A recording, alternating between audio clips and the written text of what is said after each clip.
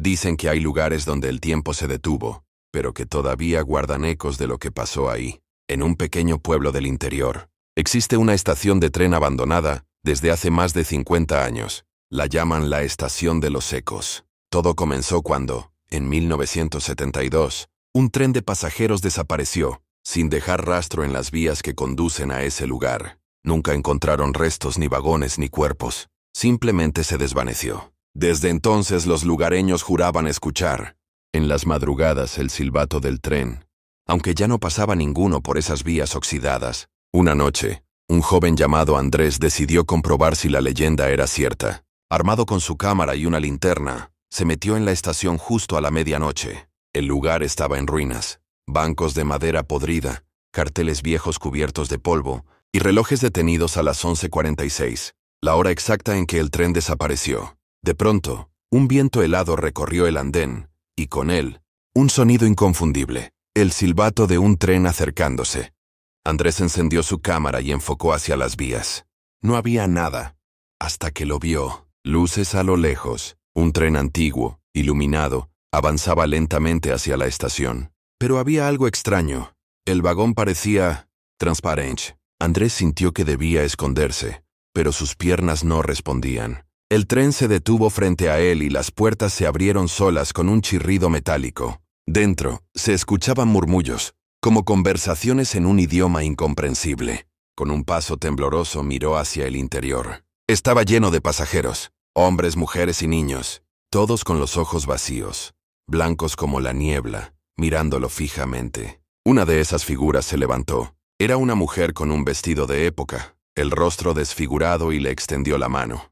«Súbete, el viaje no ha terminado», susurró con voz hueca. Andrés gritó, soltó la cámara y corrió hacia la salida de la estación. Pero cuando giró ya no había puertas, solo paredes de ladrillo, como si la estación se hubiera transformado en un túnel sin fin. Detrás de él, el tren comenzó a moverse, pero no sobre las vías. Avanzaba flotando, acercándose lentamente hacia donde estaba atrapado. Lo último que se escuchó en la grabación de su cámara fue el sonido de un silbato y los gritos de Andrés pidiendo ayuda. A la mañana siguiente, encontraron su cámara en medio del andén. El video mostraba solo la estación vacía y un reloj marcando las 11:46, que de pronto comenzó a andar otra vez. Desde entonces, nadie se atreve a entrar ahí de noche. Pero los que viven cerca aseguran que, cuando el pueblo duerme, se escuchan ruedas de hierro rechinando sobre las vías oxidadas y voces que llaman desde un tren que nunca debió volver. En la costa más lejana de un país olvidado, se alza un faro que ya no aparece en los mapas. Los pescadores lo llaman el faro del fin del mundo, porque aseguran que sus luces no guían, sino que atraen hacia la muerte. La leyenda cuenta que hace casi un siglo, un guardián vivía allí solo, vigilando las olas y encendiendo la lámpara cada noche. Nadie lo veía en el pueblo cercano, pero todos sabían que estaba ahí. Hasta que un día, el faro dejó de iluminar. Cuando los marineros llegaron a buscarlo, encontraron las paredes manchadas de sal y sangre, y un diario escrito con frases incoherentes. «La luz no me obedece. Algo brilla dentro de ella y me observa. Desde el otro lado». Décadas más tarde, un joven fotógrafo de nombre Adrián decidió visitar el faro abandonado. Quería captar su misterio en imágenes, pues el lugar era inaccesible salvo en noches de marea baja. Armado con su cámara, subió los desgastados escalones de piedra, mientras el sonido del mar golpeaba como un rugido interminable. Al llegar a la sala principal, notó que la lámpara del faro aún estaba encendida. Una luz tenue pero constante giraba lentamente, iluminando las paredes húmedas. Era imposible. No había electricidad, ni generadores, ni nadie que la mantuviera viva. Curioso, Adrián tomó una foto, pero al revisar la pantalla de su cámara, casi deja caer el aparato. En la imagen no había una sala vacía. Había un hombre de espaldas, vestido con un viejo abrigo de farero, mirando hacia la lámpara. El corazón le dio un vuelco. No había visto a nadie allí dentro. Levantó la vista, y entonces escuchó el sonido. Era un murmullo grave, repetitivo, como si alguien recitara una plegaria en un idioma desconocido. Provenía de la lámpara. La luz comenzó a girar más rápido, y en cada destello, Adrián veía cosas que no estaban en la sala. Barcos hundidos, rostros ahogados con los ojos abiertos, y manos que golpeaban desesperadas contra el cristal desde el interior de la lámpara. De pronto, el hombre del abrigo apareció frente a él. Su rostro estaba hinchado, como si llevara años ahogado, con la piel azulada y los labios morados. Sus ojos estaban en blanco, y cuando habló, su voz sonó como el rugido de todo el océano. La luz necesita un guardián. El suelo tembló. El mar rugió más fuerte. Adrián trató de escapar, pero la puerta estaba cerrada. La lámpara lo cegó con un resplandor tan intenso que perdió la noción del tiempo. Al amanecer, los pescadores que pasaban cerca del faro juraron haber visto una figura moviéndose en lo alto, encendiendo la luz como en los viejos tiempos. Pero no era el farero original. Era un joven, con una cámara colgando del cuello, que miraba fijamente hacia el mar con una expresión vacía. Desde ese día, el faro volvió a iluminar cada noche, pero los barcos que siguen su luz nunca regresan. ¿Alguna vez has escuchado que el desierto habla? Algunos viajeros dicen que si pasas la noche en medio de las dunas, escucharás voces que no provienen del viento, voces que llaman por tu nombre. Aunque estés completamente solo, un grupo de 3 amigos decidió atravesar un desierto en camioneta, buscando una antigua ruta comercial olvidada. Según las leyendas locales, en ese lugar existió un poblado nómada que desapareció de un día para otro, sin dejar rastro.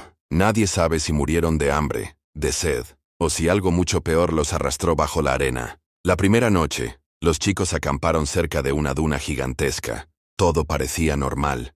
El cielo lleno de estrellas y el viento, moviendo suavemente la arena. Pero cuando el reloj marcó la medianoche, uno de ellos, Raúl, despertó sobresaltado. Al abrir los ojos escuchó una voz clara, muy cerca de su oído. «Ayúdame». Pensó que era uno de sus amigos bromeando, pero al mirar a su alrededor, todos dormían profundamente. Raúl tragó saliva, se cubrió con la manta y trató de convencerse de que solo era el viento. A la mañana siguiente, le contó lo sucedido a los otros, pero ellos se rieron, diciendo que seguramente soñó. Continuaron su camino y pasaron el día explorando restos de caravanas enterradas en la arena. Sin embargo, al caer la noche algo volvió a ocurrir. Esta vez, fue Laura quien despertó al escuchar su nombre. «Laura, Laura, ven conmigo». Se levantó aturdida, y frente a la duna más alta vio una silueta. Era la figura de una mujer vestida con túnicas antiguas, su rostro cubierto por un velo blanco que brillaba bajo la luna. Laura dio unos pasos hacia ella, pero en cuanto estuvo más cerca, la figura se desmoronó como arena llevada por el viento. Los 3 amigos ya no podían ignorarlo. La tercera noche fue la peor. El cielo se oscureció con una tormenta de arena repentina. Los 3 se refugiaron en la camioneta, pero las voces se hicieron más intensas, como si 100 personas hablaran al mismo tiempo afuera. El vehículo se sacudía, y entre la arena que golpeaba los vidrios, pudieron ver sombras caminando en círculos alrededor. Cuando la tormenta cesó, salieron temblando. La camioneta estaba enterrada hasta las llantas, y frente a ellos se alzaba algo que no habían visto antes. Una puerta de piedra, clavada en la duna. No tenía paredes, ni techo, ni construcción alguna. Raúl, dominado por una fuerza que no comprendía, caminó hacia la puerta. Al atravesarla desapareció en el aire. Laura y Daniel gritaron, pero lo único que vieron fue su silueta desvaneciéndose como polvo. Dicen que hasta hoy, quienes se acercan a esa zona, escuchan voces entre las dunas, llamando por sus nombres.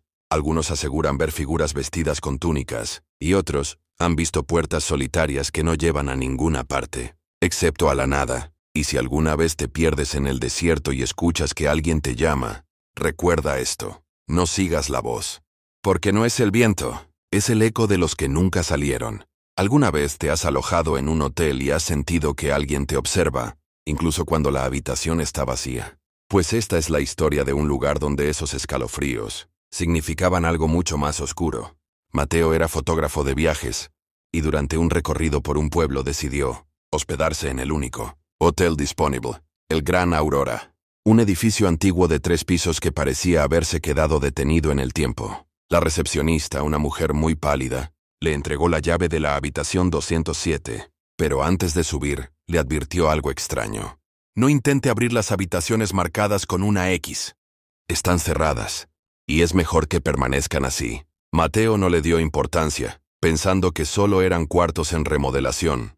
Subió con su maleta y recorrió el pasillo iluminado por lámparas amarillentas. Notó que varias puertas tenían una gran X pintada con tiza blanca. Esa noche, mientras revisaba sus fotos en la cama, escuchó pasos en el pasillo. Eran lentos, pesados, como si alguien caminara arrastrando los pies. Abrió la puerta, pero no había nadie. Sin embargo, frente a él, una de las habitaciones con X estaba entreabierta. De adentro salía un susurro tenue. ¡Entra! Mateo tragó saliva y cerró rápidamente la puerta de su cuarto, convencido de que solo era su imaginación. Al día siguiente, al preguntar en la recepción, la mujer lo miró fijamente y dijo: «No se acerque a esas habitaciones. Quien entra, no vuelve a salir igual». Esa noche, incapaz de resistir la curiosidad, decidió investigar. Tomó su cámara, salió al pasillo y se detuvo, frente a la puerta marcada con una X, justo al lado de la suya. Giró el pomo. Contra todo pronóstico, la puerta cedió. Al entrar, descubrió una habitación idéntica a la suya, pero cubierta de polvo, como si nadie hubiera estado allí en décadas. Lo extraño era que sobre la cama había una cámara fotográfica antigua. Mateo se acercó y al encenderla, la pantalla mostró una imagen de él mismo. Era una foto en la que aparecía dentro de esa misma habitación, con la cara demacrada, los ojos hundidos y la piel gris. Sobresaltado, dejó caer la cámara y corrió hacia la salida, pero al abrir la puerta, ya no había pasillo. Frente a él solo se extendía un corredor interminable, lleno de más y más habitaciones con la X. Las luces parpadeaban, y de cada puerta empezaron a salir voces, risas distorsionadas y golpes. Mateo corrió desesperado, abriendo puertas al azar, pero todas conducían a la misma imagen. Su propio reflejo, cada vez más deteriorado, más monstruoso. Dicen que nunca volvió a salir del hotel. Su nombre desapareció de los registros, y la recepcionista, cuando alguien pregunta por él, solo responde con una sonrisa inquietante: «La habitación 207 ya está ocupada, y si alguna vez viajas y te hospedas en un hotel antiguo, fíjate bien en las puertas. Si alguna tiene una marca extraña, no intentes abrirla, porque podrías encontrar tu propio reflejo, pidiéndote ocupar tu lugar».